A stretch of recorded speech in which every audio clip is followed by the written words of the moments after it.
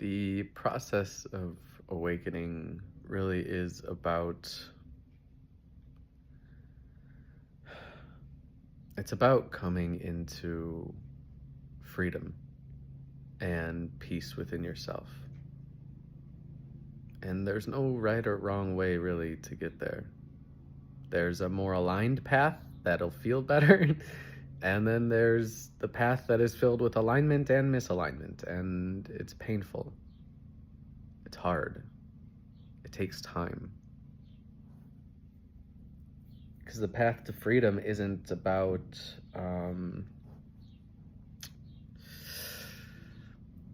it's not about speed. It's not about hustling. It's not even about making money. The path to freedom is surrendering to your higher self, surrendering to God.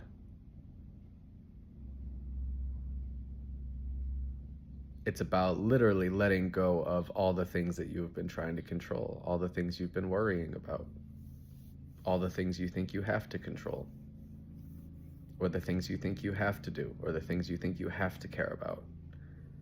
That ultimately, if we get really honest and aware of ourselves, we realize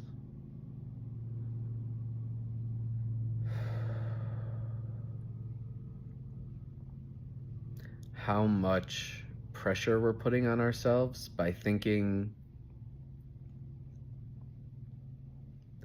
putting so much energy into certain things that feels heavy, that feels burdensome, that feels like difficulty breathing. It feels like pain and tightness in the chest, in your spine, in your hips.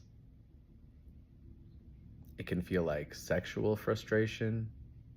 It can feel like a chronically sore low back. Could be tight hamstrings or calves. Could be pain in your feet. All the places in you that don't feel light, good, free. They're letting you know of places that you still feel chained.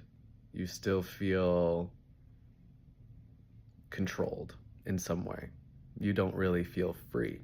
You don't feel light. You don't feel supported.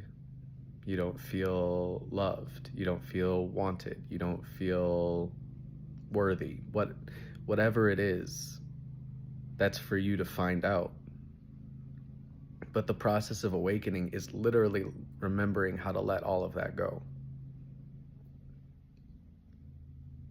You free yourself from the mind. You free yourself from fearing your own emotions. The energies, emotions literally are God flowing through you, or their energy. Your body's made of God, the energies are made of God, everything's made of God.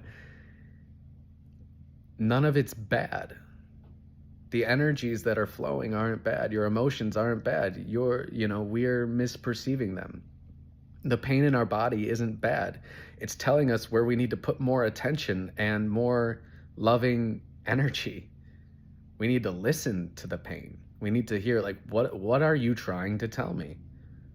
What do I need to change for myself? What do I need to, where am I not allowing myself to receive love and to be taken care of by God? To be taken care of by the source of all that is. Do you realize how much help we actually have? We are not meant to worry about bills and where our next client or job or money is going to come from. We are not meant to worry about viruses and germs and diseases. We are not meant to worry about other people's feelings. I'm not saying that you go around being unkind. I'm saying that if they get triggered by you just being genuine and authentic and honest, that's their problem. It's not your problem. You just stay true to you. You just stay true to your heart. We're not meant to walk around caring about everyone else's feelings. If they have hurt feelings, I'll hold space for them to feel their hurt. But I'm not going to feel bad about it. I'm not going to walk around on eggshells, being somebody I'm not.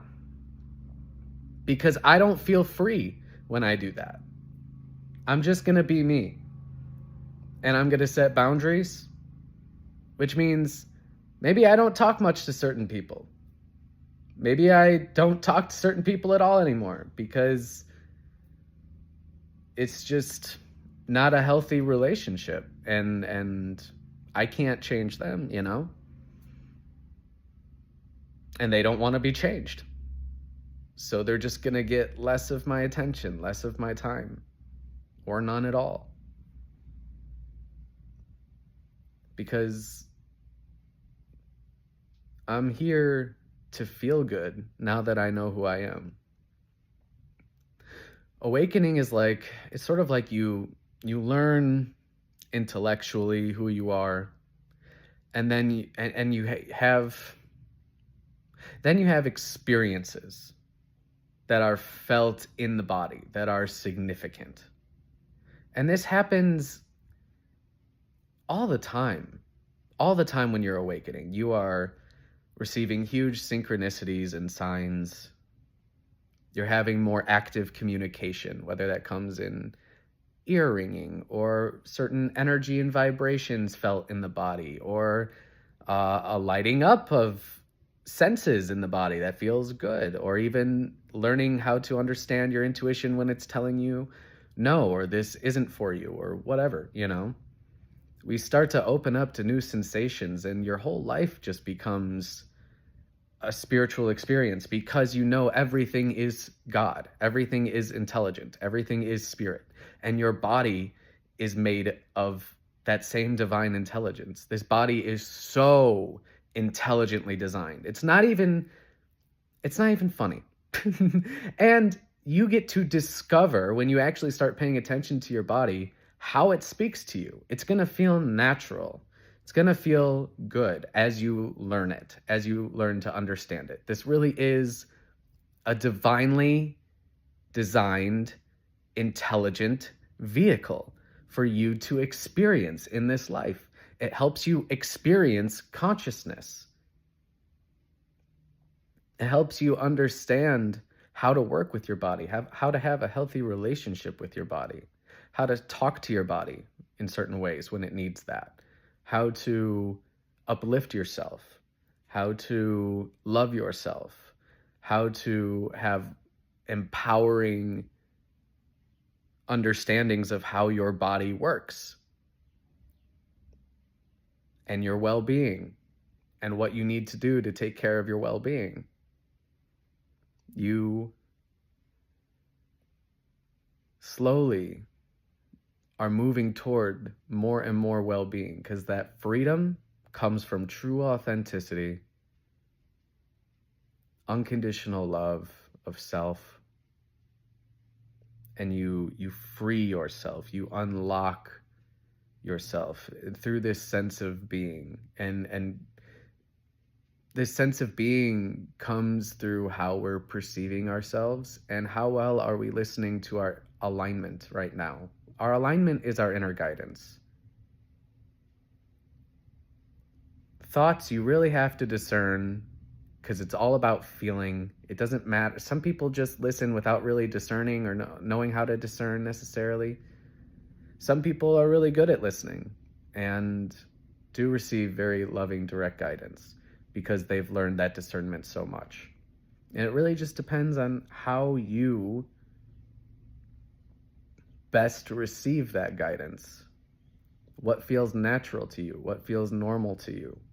What feels good to you? And you start to have such a deep trust in yourself, such a deep trust that you really are shifting and transforming toward a life that is truly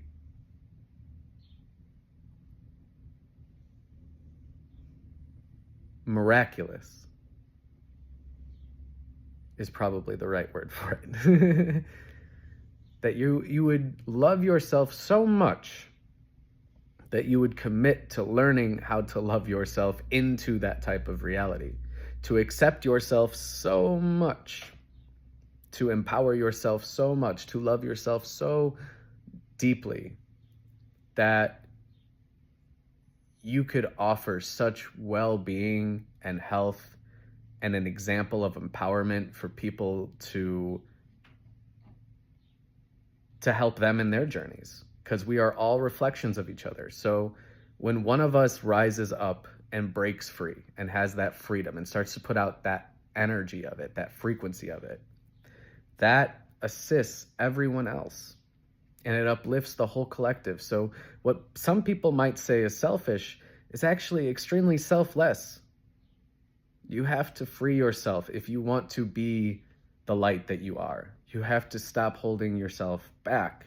You have to really believe in yourself and know yourself and know, what am I being called to offer? What are my gifts? What do I understand really well that can help the next person?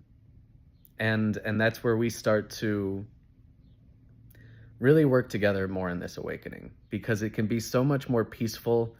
Because as we keep going, that's the thing, as we keep going, as we keep awakening, eventually you get up there and you're helping lead consciousness. If you actively have the intention of being on the leading edge of consciousness, of understanding the self, of what's available for humans, you start to recognize it more. You start to see it more because you have put out the conscious intention that that's what you want to do. You want to have that level of awareness with yourself so that you can continue freeing yourself. Because this is where all of this healing is happening, is in the very heart-led, expanding consciousness community. That's because we're seeing reality more honestly, and we're not shying away from difficult feelings and thoughts and ideas, and instead we're constantly progressing. It's like starting to embody what this future human would look like typically. And it's an evolution of consciousness. It's an evolution into love, into really knowing thyself and understanding the body, understanding the soul, working with the higher self, working with source to create a beautiful state of being that just feels good, that is vibrant. The body feels good. You've done your healing work. Your body feels good again. Your mind is clear. And no longer do you give things like fear and doubt and all this stuff. You don't give it the same power that it once had. And eventually it has almost no power because it's just not a part of your reality anymore. You have chosen love so much that there's just no room for anything else, because love is truth. So you're a truth seeker, and then you're a truth embodier, and you become what you set out to become because you didn't give up. That's an important part. You gotta be patient with yourself. A lot of people will give up. A lot of people will go through some fear as maybe things start to get a little real for them one way or the other, whether it's a more frightening experience or a more beautiful experience.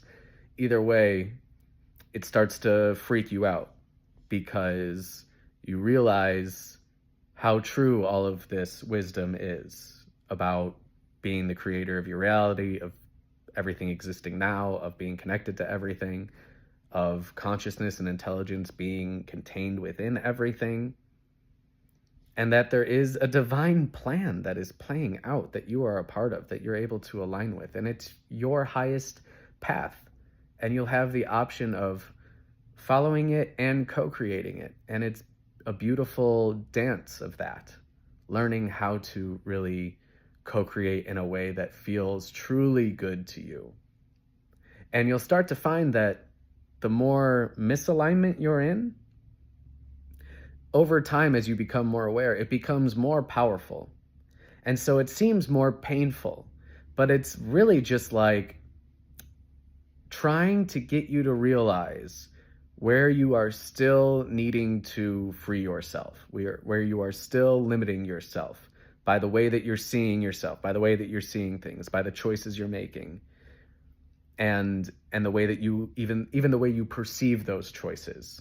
If you are beating yourself up for all these choices, it's either change the choice or change the way that you perceive it, change the way that you look at it, and understand what are the consequences for staying here and what are the consequences for going there. What's the consequences for surrendering and doing nothing? What's the consequences for not choosing to pursue this? What are the consequences? And knowing that it's okay. It's okay that all of the actions we take are going to have different perspectives. How do you choose to perceive your things? And are you following your heart in the moment? And if you're following your heart and your intuition that you have learned to discern because it feels right, it feels good, it feels relieving, it feels freeing, it feels true, it feels authentic, that is the path. But don't beat yourself up if you struggle to recognize that, because it takes time. Learning discernment and learning how to trust your path and your intuition takes time. It takes discipline. It takes awareness. It takes presence. And the more presence you have, the more you have the ability to stay here in the moment and really just be true to what is. The more you will start to understand yourself.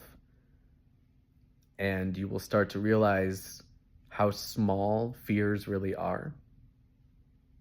How doubt does not have to have power over you. Disbelief and skepticism does not have to have power over you. There's a healthy skepticism for discernment, because then when you hear something that doesn't resonate, you can be skeptical and be like, I don't really agree with you. I don't really believe that. And make sure that you're not taking that in as something that a part of you is like, well, what if that is the truth? Like, all right, does it feel aligned to you? Does it feel loving? Does it feel like the right perspective? Does it feel like something you need to put your energy on at all? And if it's not expanding you, uplifting you, freeing you, then it's not really aligned, right? It's about discernment. What is going well? Where am I limiting myself? And that's really understanding sort of like the blueprint of your soul. Like, what do you need in your life at this stage of your life to truly feel free? How do you need to perceive yourself? What new choices do you need to make? Where do you need to let go of these limitations, these limiting beliefs? Where do you need to open up to, maybe this is something that you can offer, or maybe this is a gift, or maybe you don't know what that is. So how can I learn to trust more that it is slowly being revealed to me? And I'm going to have the understanding that I need when it's time. We all have our own timing. We all do. And you cannot start beating yourself up if it takes longer than you think it should.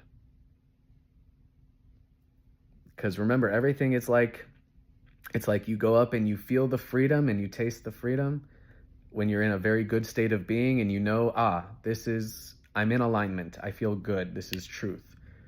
And then when you start to find yourself not feeling very well and you realize you're not in alignment with something that's happening in the present, something that's happening right now, you're not perceiving things in a good way, don't be so hard on yourself, because we go back and forth, especially healing from pain in the body.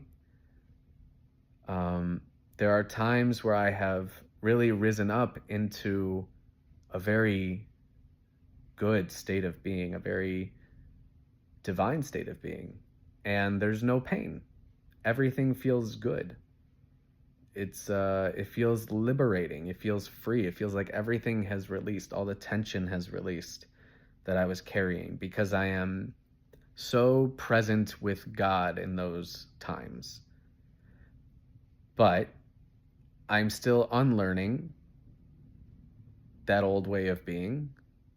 And sometimes I still find myself in an old perspective where I'm carrying a lot of weight. I'm expecting a lot of myself still. I'm putting my attention on things that don't need my attention right now, and worrying about things that I can't control. And so then when I find myself there, it's like, how can I recognize that that's the way I'm sort of feeling at this time, and the sort of the way I'm perceiving myself, and how can I shift my perspective and perhaps even do something that, if it aligns, that changes the way the body feels. And it's really about finding what feels good right now, not distracting. What feels good in the body? What feels good in my body that I can put my attention on, and that I can feel more of, and I can feel into, like, does it feel good to just surrender and breathe right now and lay down? Maybe I need time alone in the quiet, learning to breathe and regulate my nervous system at this lower and slower pace. Maybe that's exactly what I need to rest, to receive, to relax, rather than thinking I need to be doing more, rather than thinking I need to produce more or create more or whatever. Because there is a very heavy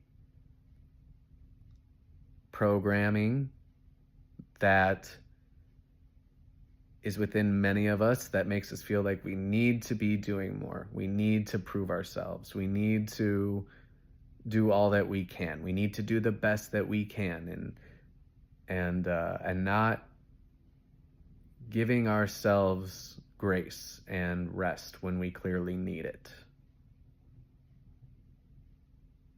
You know?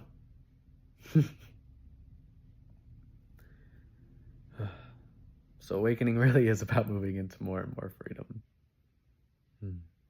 It sure is. If you're looking for guidance, my friend, I do offer guidance coaching right now. And I also do traveling in-home retreats with psilocybin plant medicine. So if you are interested in really learning how to slow down, how to learn how to make changes in your life, and trust that, even if it doesn't seem logical, if it's aligned, if it's with your heart, like, there are certain things that we definitely can let go that we maybe think we can't. We are really learning how to create a sense of peace within ourselves, because that alignment, following our alignment, is going to lead us into an aligned lifestyle and way of being in the world that is abundant, that is peaceful, that is joyful, that is authentic, that feels good to us. It really is about your state of being. That's what awakening is, coming out of the mind into state of being. You can still use the mind, but you want to be feeling good in your body. And if you're not feeling good in your body, that means there is healing work that can be done. All healing comes from within. And all healing is possible. Because anything's possible with God. And everything is God. Love you guys. Have a good one.